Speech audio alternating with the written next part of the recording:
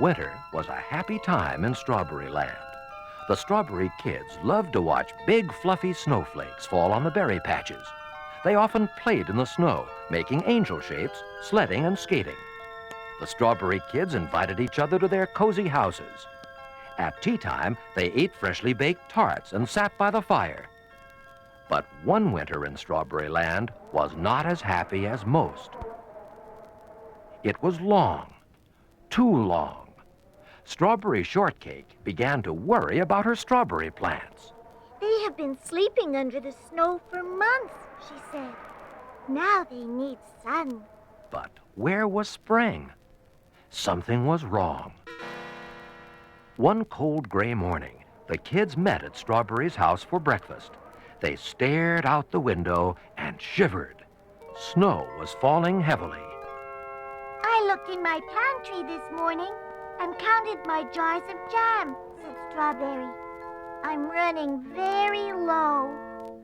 I calculate, said Plum Puddin', a smart, studious young fellow, that if spring doesn't come soon, we won't have a big berry crop this year. But we must have lots of berries, said Blueberry Muffin shyly, twisting the pocket of her apron with her fingers. Otherwise, what will we eat? What will we sell at market? If I don't get some sun again soon, said pretty little Raspberry Tart, I'll lose all the pink in my cheeks. Huckleberry Pie only yawned. He never worried about anything. But when he looked at the thermometer outside Strawberry's window, he frowned. The temperature was still very low. Blueberry Muffin also went to the window. She looked up and was surprised to see their friend Elderberry Owl flying at great speed toward the house. The kids rushed to the door to greet Elderberry as he whooshed out of the snowy sky and landed in a flurry on the doorstep. Oh, dear, panted the owl. Something awful has happened. He shook the snow off his wings and his bushy eyebrows. It's really too awful, he continued. What's the matter, Elderberry? Asked the Strawberry kids. I have to get my breath first, said the owl, still panting. The Strawberry kids knew that Elderberry had important news, but they also knew that he wouldn't say anything until he was ready. I need a big cup of hot tea, said the owl as he stepped into the house. After 3 slices of well-buttered blueberry bread and 2 cups of mint tea, he felt better. He cleared his throat. Someone has stolen the Snow King's magic snow crystal, he said. He can't stop the snow without it. That's why it's still winter, said Plum Puddin'. It was stolen about a month ago, said Elderberry. The Snow King didn't want anyone to know. He knew how frightened we would be. Who could have stolen it? Asked Strawberry. Who indeed, said the owl, opening his round eyes. I'll tell you what happened. The kids snuggled down in their comfortable chairs around the fire to listen to the owl's story. Many days ago, said Elderberry, I was flying over the field next to the deep, dark wood. The Strawberry kids shuddered. The deep, dark wood was a frightening place. Even in summer, they didn't go there. Suddenly, Elderberry continued, I saw an animal running for his life into the woods. Every once in a while, he looked over his shoulder.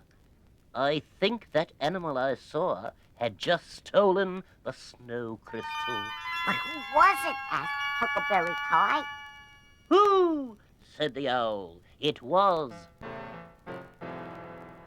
Benedict Badger. Oh, said the kids. I knew it, said Raspberry Tart. That mean old badger is always the one to make trouble. When the birds sing in the summer, he throws nuts at them. He chases all the animals away from his part of the woods. We aren't sure that Benedict was the thief, said Blueberry Muffin. Blueberry was always willing to give someone the benefit of the doubt. I think Raspberry is right, said Elderberry. Just for a second or two, I saw what Benedict was carrying. It was something so shiny that the light hurt my eyes. It must have been the snow crystal. He took it into the deep, dark wood and disappeared down a tunnel. Elderberry, do you think you could find that tunnel again? Asked Strawberry Shortcake. Who, me? Said the owl. Of course. It was just to the left of the biggest elm tree in the dark wood, between two large rocks.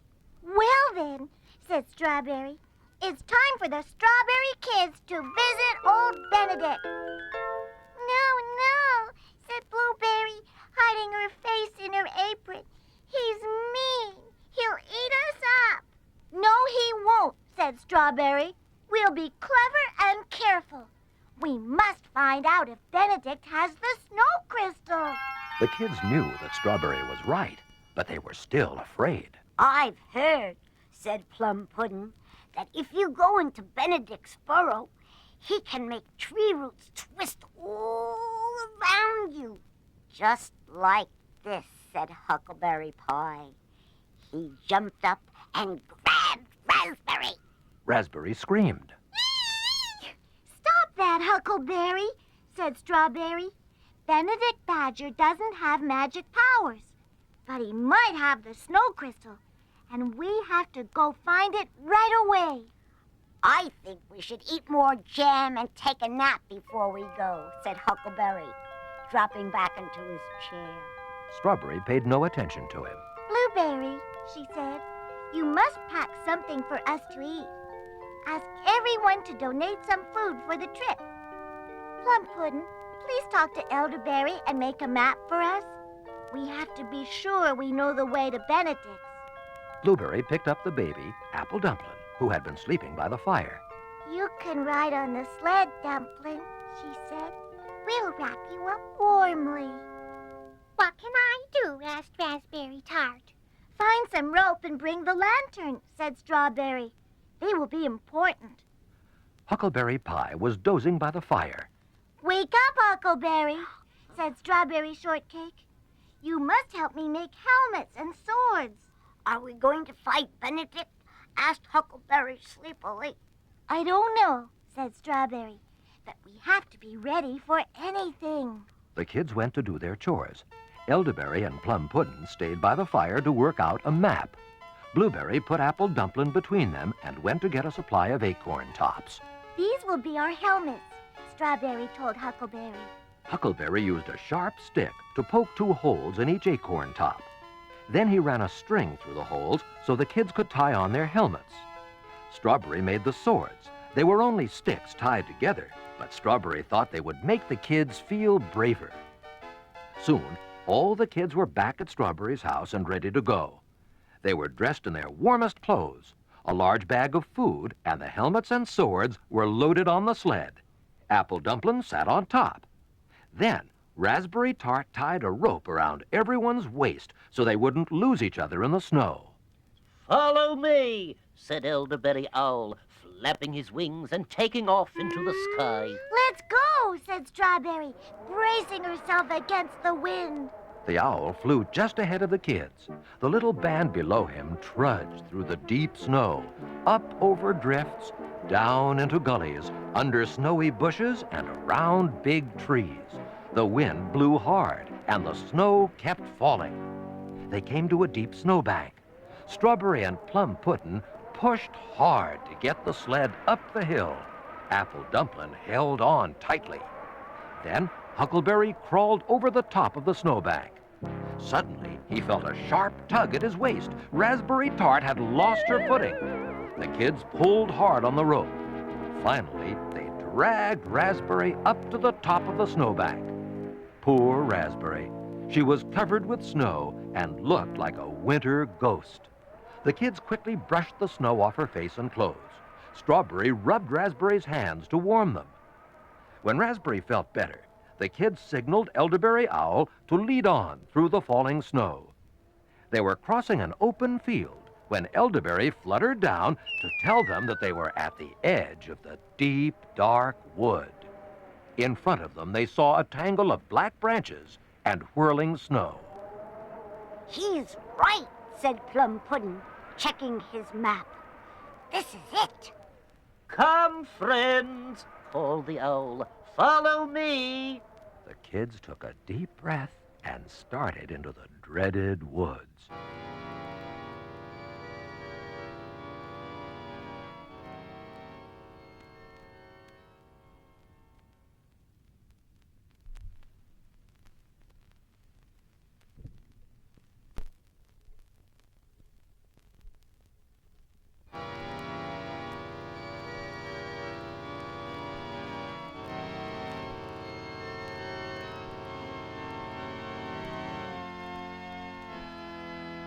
There seemed to be holes and hollows everywhere, places to fall into, stumps and vines to trip over. The kids were cold and scared. They walked and walked. Soon it became clear that Elderberry couldn't find Benedict's tunnel. Plum Puddin' checked his map, but none of the trees and hills seemed to be where they should have been. Every tree stump and hollow looked alike. Just a little farther, the owl called down. I know we are close. The kids came to a dry place under a stony ledge and decided to stop and rest. But Elderberry Owl wouldn't rest. He fluttered from branch to branch, studying the trees and rocks. Plum Puddin' was busy too. He stared at the stumps and rechecked his map. I've got it, he shouted suddenly. I found the tunnel. The kids ran over to look. There was a dark hole between two large rocks. Everyone knew it had to be Benedict Badger's tunnel. I was about to suggest this very spot, said Elderberry. You and Plum Puddin' are both very clever, said Strawberry. Before we go down there, we have to put on our armor. A helmet will crush my curls, said Raspberry Tart with a frown. But she tied a helmet on her head like the others and tucked a sword under her arm. They decided to leave the sled just outside the tunnel. Blueberry offered to carry Apple Dumpling. Huckleberry Pie stuck some jam sandwiches in his pocket in case he got hungry. Then everyone said goodbye to Elderberry Owl.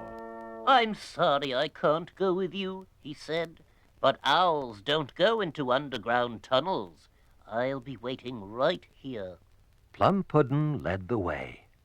The black hole in front of the kids went down as far as they could see. The walls of the tunnel were studded with jagged rocks and sharp roots.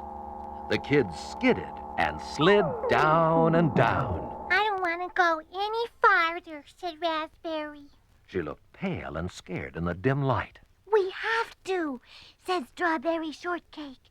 And we must be quiet, she added in a whisper. Benedict will probably be sleeping. Badgers often do that in winter. We don't want to wake him. The path went deeper into the earth. Strawberry's lantern threw strange, enormous shadows on the tunnel walls. Suddenly, part of a tree root caught Raspberry's curls. Help, she cried. It's got me. The badger's got me. It's only a root, said Huckleberry. Don't be silly. Shh, whispered Strawberry. Don't make any noise. There's his door. They crept forward silently. Holding his breath, Huckleberry quietly pushed the door open. The old badger was slumped in a rickety wooden chair, sound asleep. Leaves and sticks were scattered everywhere. A small fire glowed feebly in the damp and moldy room. He's big, whispered Blueberry, clutching Apple Dumpling to her. He does look mean, said Plum Puddin', even when he's sleeping. But what about the snow crystal? Whispered Raspberry. Do you see it? I do, said Strawberry. There it is, on the table. Strawberry was right. The shining snow crystal was standing on a small table at the badger's elbow. Hard and cold as ice, the crystal glowed blue in the pale light. Stay here, whispered Strawberry. I'll try to get the crystal without waking him. She tiptoed into the room. Leaves and twigs cracked under her feet, but the badger continued to snore. Strawberry reached the table and picked up the snow crystal. When it was safe in her arms, she turned away. Suddenly, she tripped on a stick and fell. The kids gasped and rushed to help her. Benedict Badger opened one eye. He knew at once what was happening. Stop, thief! He cried, rising from his creaky chair. He lunged for the door of the burrow and pushed it shut. The kids scattered left and right, reaching for their swords. The angry badger lumbered toward Strawberry and the crystal. Give it to me! He shouted. Strawberry pointed her sword at Benedict to hold him off and threw the crystal to Huckleberry Pie. Then the badger lunged at Huckleberry, who tossed the crystal to Raspberry Tart. Stop, you thieving kids! Cried the furious badger. He whirled toward Raspberry, who threw the crystal to Blueberry Muffin. Blueberry threw it to Plum Puddin', and so it went, on and on. Benedict Badger turned right and left, round and round. Then he began to pant and wheeze. Finally, he fell back in his chair, exhausted. Come on, said Strawberry to the kids. They ran for the door of the burrow. Plum Puddin' held onto the crystal as he ran. Suddenly, the kids heard loud sobbing sounds behind them. They stopped and looked back at Benedict. He was crying, his head buried in his paws. What will I do? He cried. What will I do? The kids looked at each other in surprise. The mean old badger was crying like a baby. Strawberry walked a few steps toward him. Why are you crying? She asked. Benedict continued to sob. Strawberry went closer and patted his paw gently. Don't cry, she said. Benedict wept even harder. Strawberry stroked his fur until he was calm. Finally, Benedict shook off Strawberry's hand. Never mind, he said gruffly. You came for the snow crystal. Now just take it and go away. All right, said Strawberry. But before we go, would you tell us why you took the snow crystal in the first place? So that winter would last all year, said Benedict, sniffling again. But why? Winter is fun for a while, but after a few months, everyone wants warm, sunny weather. I don't, said Benedict. In winter, I can sleep all day and not hear birds chirping or animals scurrying back and forth over my burrow. But those are nice sounds, said Strawberry. Not to me, said Benedict, shaking his furry head. I am old, and I have no friends. The only thing that makes me happy is sleeping. But what about us, Benedict Badger, said Raspberry. If it snowed all year, we couldn't grow our berries. Then we would have nothing to eat. We would have no jams. What do I care about jams, said Benedict. Taste this, said Huckleberry, shoving his jam sandwich into the badger's mouth. Benedict looked very surprised. He took a bite. Delicious, he said finally, smacking his lips. Do you have more? Yes, we do, said Strawberry. We can give you lots of good things to eat. But first we have to return the magic crystal to the Snow King. But that means you will go away, said Benedict. No, it doesn't, said Plum Puddin'. Everyone can wait here with you, while I take the crystal to Elderberry Owl, who is waiting outside. He can fly it back to the Snow King.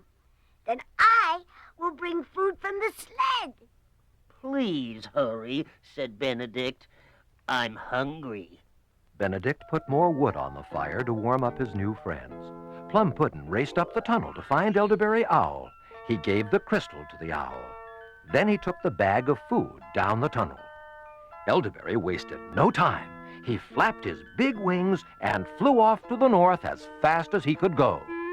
The kids had a fine party in Benedict's burrow. It was warm and cozy, and they ate muffins and tarts and bread and jam. The kids told stories and jokes and made old Benedict laugh. Finally, the kids had to go home. Benedict guided them up the dark tunnel that had seemed so frightening just a short time before. When they got outside, the sun was shining, and the snow was beginning to melt off the branches of the trees. Hooray for Elderberry, said Blueberry happily. He returned the snow crystal. Spring will soon be here, said Strawberry, clapping her hands. I don't want you to leave, said Benedict sadly.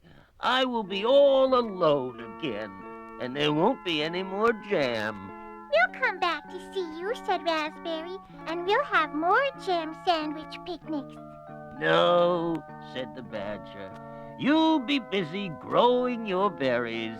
You'll forget about me. No, we won't, cried the kids. Wait, I have an idea, Benedict, said Strawberry excitedly. When spring comes and the ground is soft, why don't you move out of the deep, dark wood and come live in Strawberry Land?